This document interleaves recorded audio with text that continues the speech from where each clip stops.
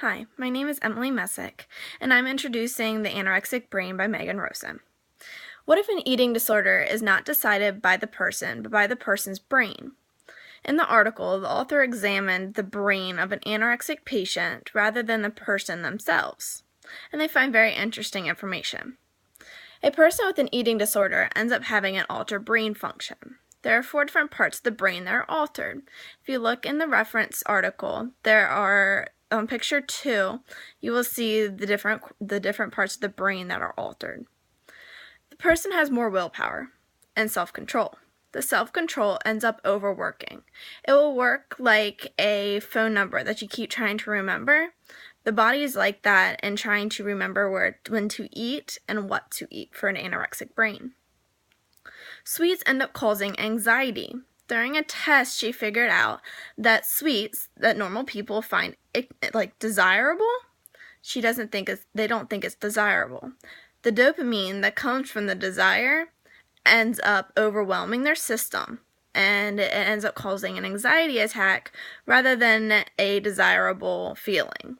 Therefore, anorexics would rather have fruits and vegetables because the dopamine isn't present, which doesn't cause any anxiety attacks. They have less pain. Their senses are lessened. Somehow, between our cortex and an anorexic person's cortex, they end up having less pain. That is why they were able to not feel the hunger. A lot of anorexics will state, I don't feel hungry. I don't feel that sensation. We'll come to find out they really don't. Pain is like that, and hunger is one of the main results from it. I find that also somebody put their hand on a hand burner, anorexics won't feel that as much as a regular person would. Instead of treating a person, the therapists find out that they have to involve the entire family. The person cannot understand when they have to eat and what they have to eat. It's not a personal problem. Come to find out, they have to get their family members or spouses to help them discover when they need to start eating and how much they need to start eating. With time, it'll start to become a routine.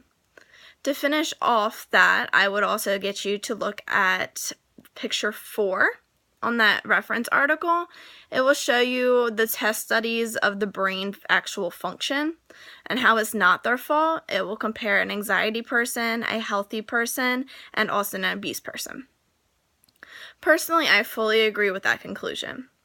I have battled many different anorexic issues, and I have always tried to explain to others that you don't feel the same thing that you're supposed to feel, and it's a lot harder. I always ended up having to write a timer of when I had to eat, and I used a program to tell me what I needed to eat each time. Eventually, I was able to overcome it, so I completely agree with that discovery, and that is highly possible. The author's purpose in this was to help inform people of a different aspect of anorexia. Instead of blaming the person themselves, they need to start blaming their body and how it's affected them as a person.